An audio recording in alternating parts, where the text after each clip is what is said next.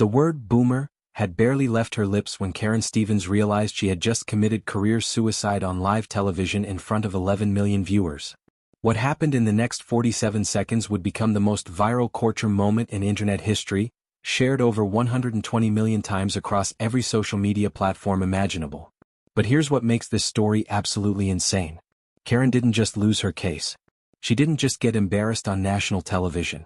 What Judge Judy did to her in those 47 seconds was so devastatingly brutal, so legally precise, that it ended Karen's entire six-figure consulting business, triggered a federal investigation, and made her the most hated woman in America overnight. Before we show you the exact moment when Karen mocked Judge Judy's age to her face and triggered the most legendary takedown ever captured on camera, make sure you hit that like button if you believe disrespecting people based on their age deserves real consequences. Subscribe because what Judge Judy reveals about Karen's own company will leave you speechless. Trust me, what you're about to witness will restore your faith in justice and prove that karma is not only real, but it has perfect timing. Karen Stevens was exactly the kind of person who made everyone around her exhausted just by existing. At 34 years old, this self-proclaimed workplace culture expert had built an entire business empire on generational stereotypes and ageist discrimination disguised as corporate consulting. She ran Gen Next Consulting, a company that charged corporations $15,000 per workshop to teach them how to create millennial and Gen Z-friendly workplaces, which really meant teaching them how to legally push out older workers and replace them with cheaper, younger employees. Karen had 47,000 Instagram followers who watched her daily posts mocking what she called boomer boss energy and celebrating every time she helped a company refresh their workforce demographic. Her TikTok account, with 230,000 followers, was filled with videos of her rolling her eyes at older colleagues, creating cruel parodies of technologically incompetent older workers, and coaching her audience on how to survive working for dinosaurs until you can replace them. She drove a white Tesla Model X with a custom license plate that read Millennial, wore exclusively designer athleisure that cost more than most people's monthly rent, and treated anyone over the age of 50 with the kind of visible contempt usually reserved for people who kick puppies. What made Karen truly dangerous wasn't just her obvious ageism. It was how she had monetized that discrimination into a thriving business that destroyed lives while making her wealthy. She had perfected the art of coaching companies on using coded language to mask age discrimination. Terms like cultural fit, digital native intuition, resistant to change, and generational misalignment became her weapons of choice, carefully selected phrases that meant too old, but were supposedly legal enough to avoid discrimination lawsuits. Her client list included 37 major corporations, and in the past 2 years alone, her assessments and recommendations had been involved in the termination of 67 employees over the age of 55.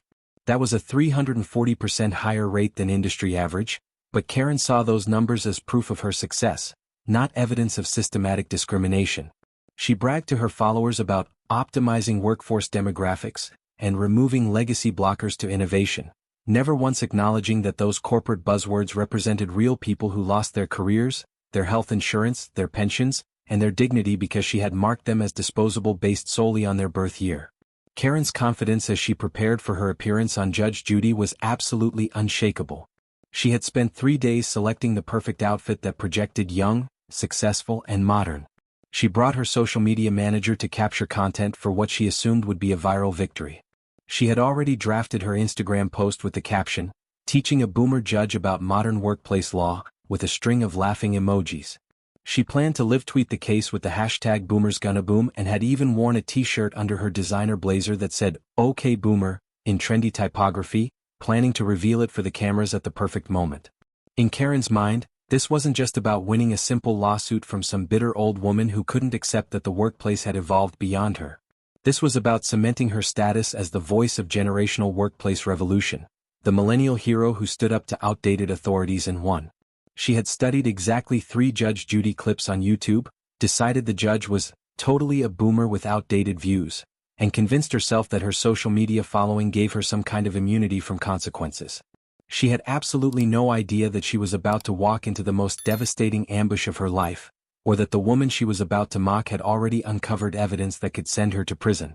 Sitting across from Karen in that courtroom was Patricia Henderson, and the contrast between these two women could not have been more striking or more heartbreaking.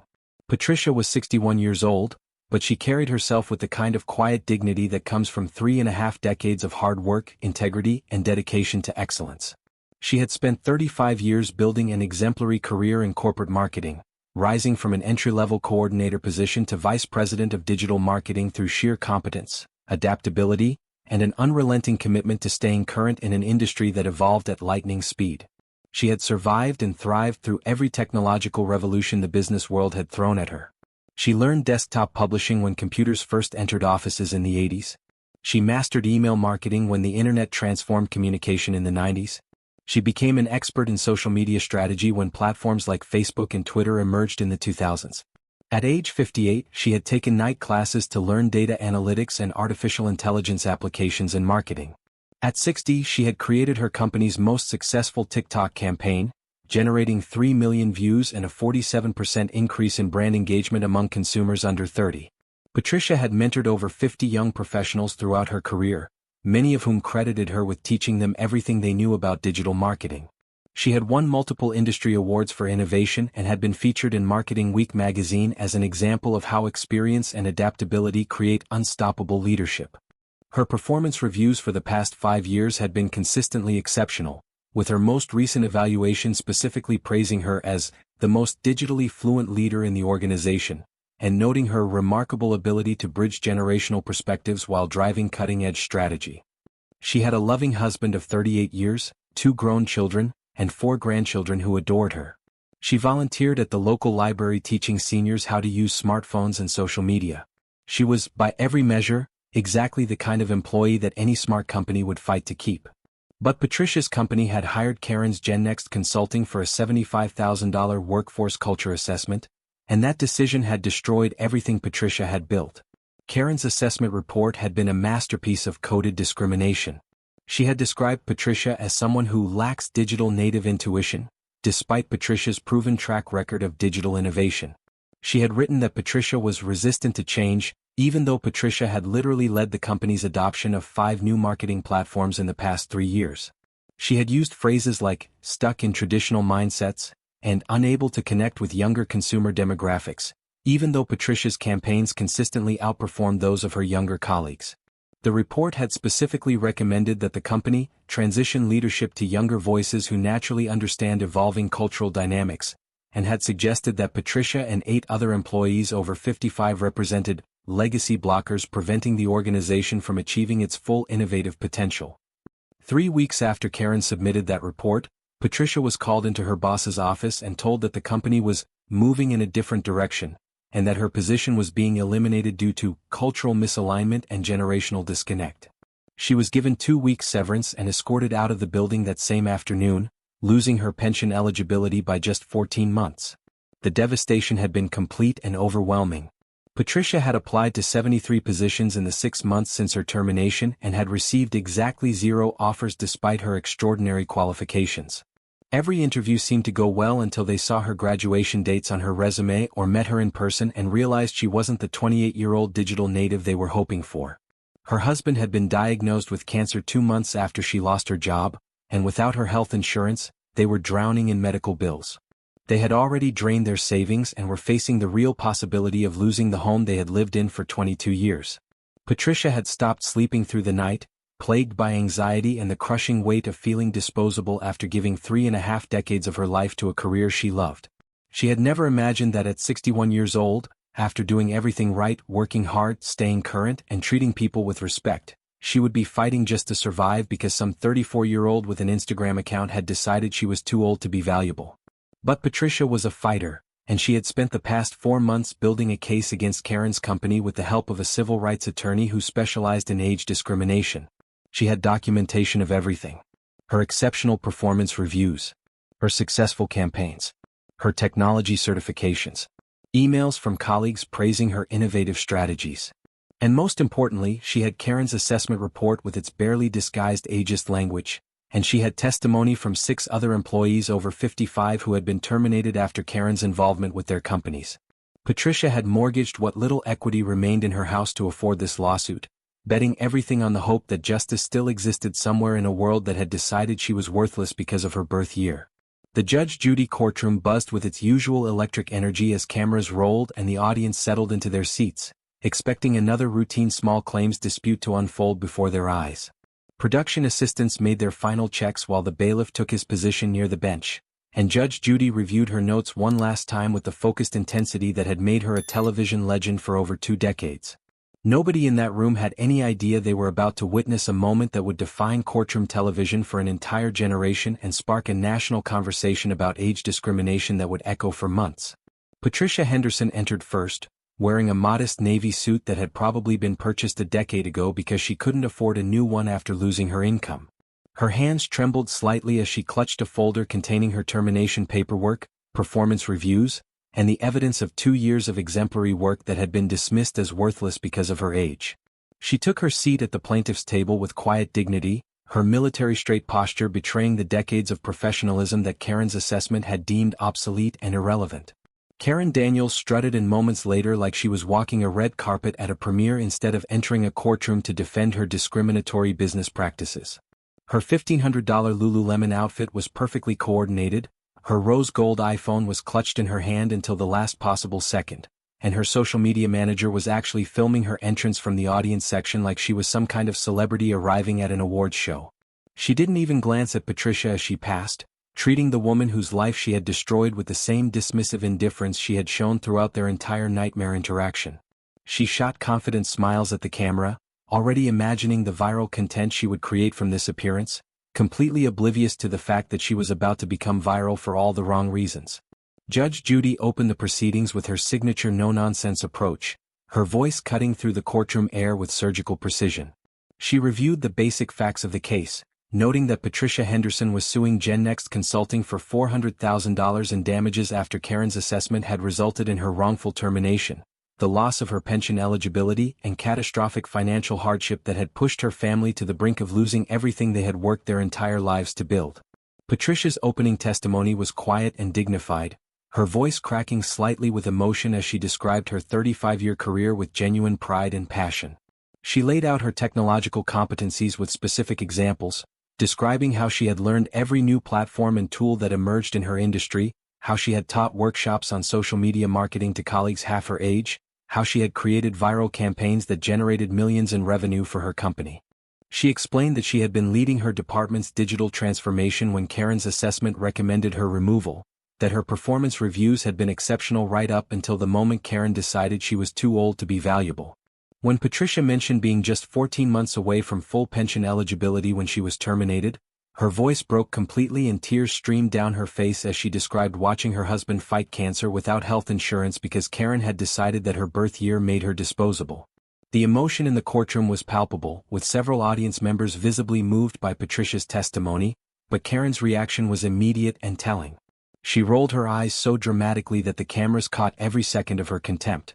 She sighed loudly with exaggerated impatience, as if Patricia's pain was some kind of manipulative performance rather than genuine suffering. She checked her phone repeatedly, clearly bored by the testimony of the woman whose life she had destroyed, and she smirked when Patricia mentioned her age, as if the very concept of a 61-year-old woman having value was somehow absurd and laughable. Judge Judy noticed every gesture, every eye roll, every display of callous disrespect, and her expression began to harden into something that regular viewers recognized as the calm before a devastating storm. When Judge Judy finally gave Karen permission to present her side of the story, Karen didn't wait for the complete invitation before launching into her defense with the kind of condescending confidence that could only come from someone who had never faced real consequences for her behavior.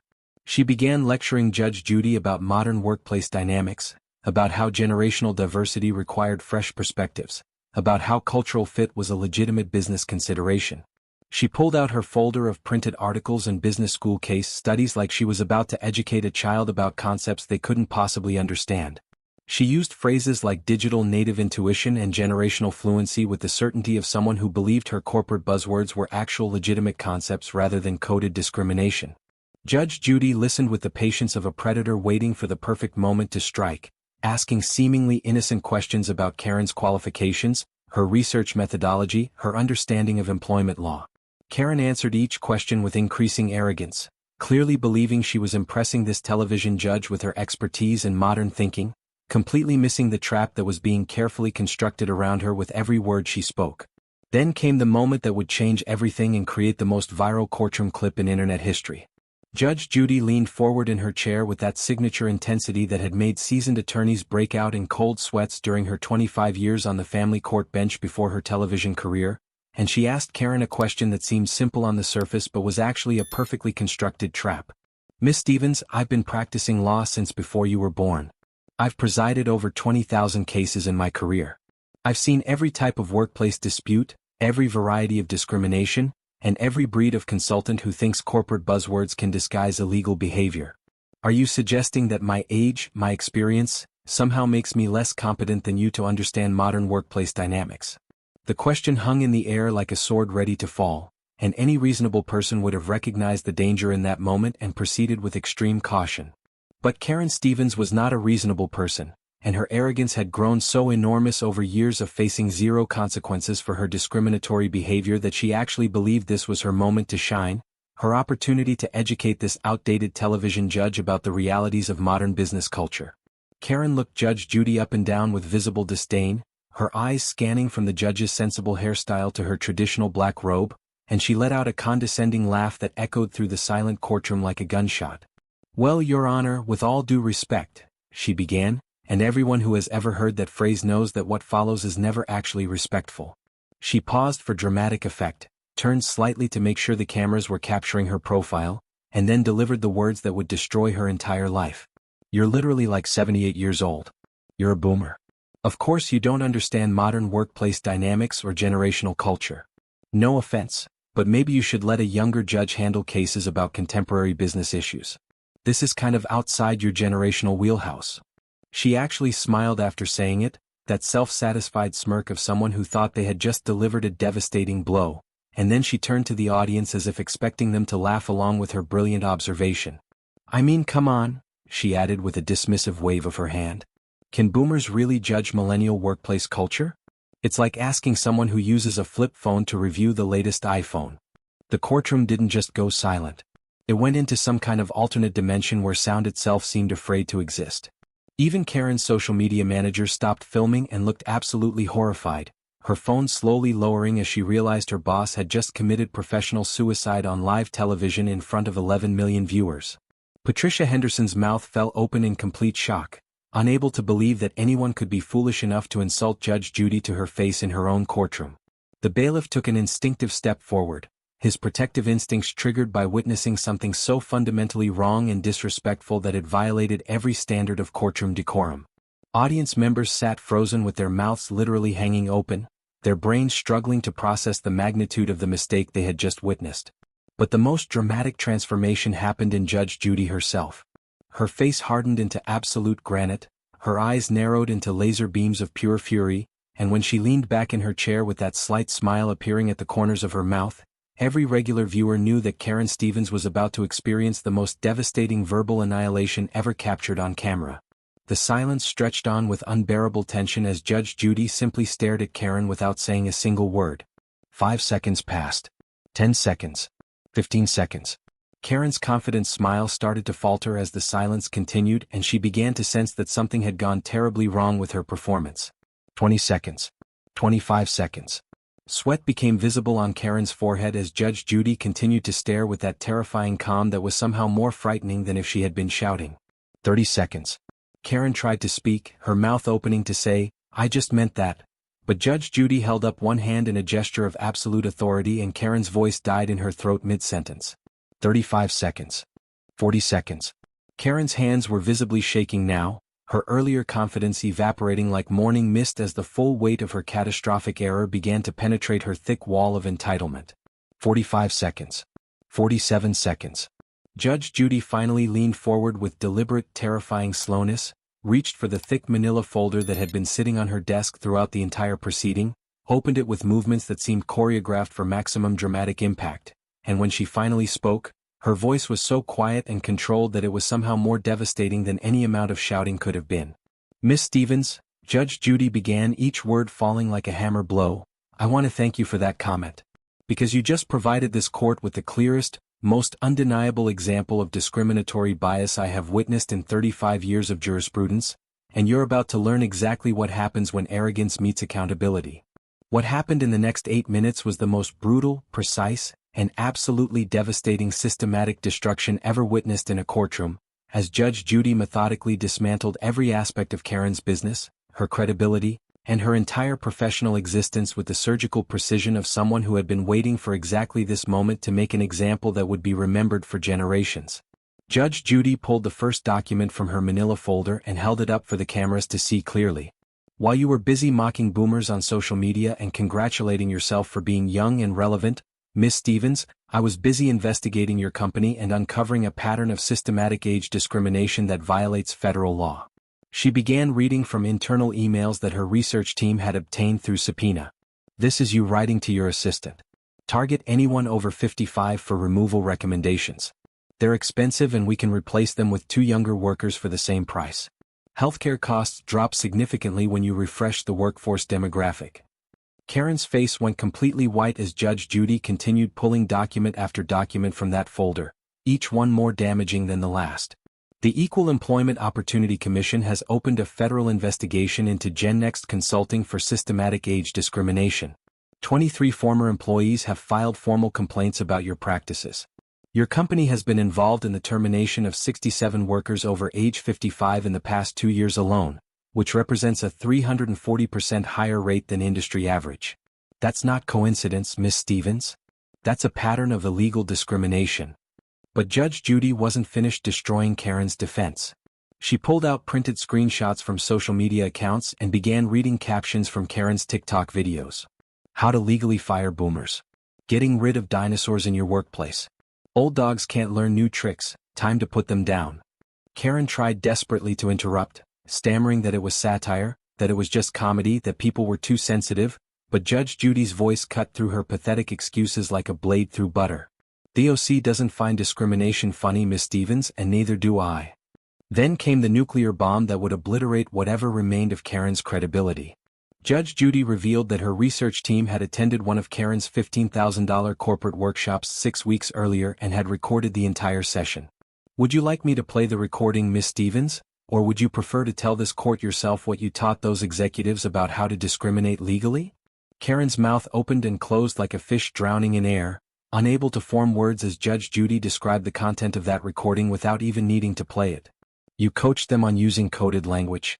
Cultural misalignment instead of too old. Resistant to change instead of experienced. Lacks digital native intuition instead of we want someone cheaper and younger. You taught them how to bury older workers in documentation and performance improvement plans designed to justify termination. You told them that most older workers can't afford long legal battles and will just go away if you make fighting back expensive enough. The courtroom erupted in gasps and angry murmurs as the full scope of Karen's predatory business model became clear to everyone watching. Judge Judy's voice rose to a thunderous level that made the walls seem to vibrate with her righteous fury. You called me a boomer and suggested I'm too old to understand modern workplace issues. I was presiding over complex employment discrimination cases that shaped federal law when you were in elementary school learning your multiplication tables. I've adapted to every technological change in the legal field for 5 decades. I've mastered case management software, legal research databases, digital evidence presentation, and remote court proceedings. But according to you, my 78 years of life experience makes me incompetent to judge your case. She pointed directly at Karen with the kind of gesture that would be frozen in screenshots and shared across the internet for years. You represent everything wrong with our current culture. This toxic idea that youth equals value and age equals disposability. Let me educate you about something, Miss Stevens. The technology you use every day to mock older workers was invented by the generation you want to eliminate. Baby boomers created the internet, personal computers, mobile phones, and the social media platforms you use to spread your discriminatory poison. And you have the unmitigated audacity to call them technologically incompetent. Judge Judy's final ruling was swift and absolutely devastating. I'm awarding Patricia Henderson $400,000 in damages plus $15,000 in legal fees. Furthermore, I'm ordering the court to forward all evidence to the EOC and the Department of Labor for criminal investigation. Your business license should be suspended, your practices should be investigated, and every company you've ever consulted for should be audited for discriminatory hiring and firing practices. The gavel came down with the finality of a guillotine blade. Case dismissed. Get out of my courtroom, Miss Stevens. Karen stumbled out sobbing, her designer sneakers catching on the steps, her carefully curated image destroyed forever. Within 2 hours, the clip had exploded across every social media platform with Karen calls Judge Judy boomer trending worldwide. Her business collapsed within 48 hours as clients canceled contracts worth $840,000. Her social media accounts were deleted after losing tens of thousands of followers per hour. Her engagement was called off. Her business partner abandoned ship. She filed for bankruptcy within 6 weeks. Meanwhile, Patricia Henderson received 847 job offers, accepted a VP position at a Fortune 500 company with a 40% salary increase, and launched a non-profit helping age discrimination victims. Karen had called Judge Judy a boomer. 47 seconds later, her entire life was over, proving once again that in Judge Judy's courtroom, karma always has perfect timing.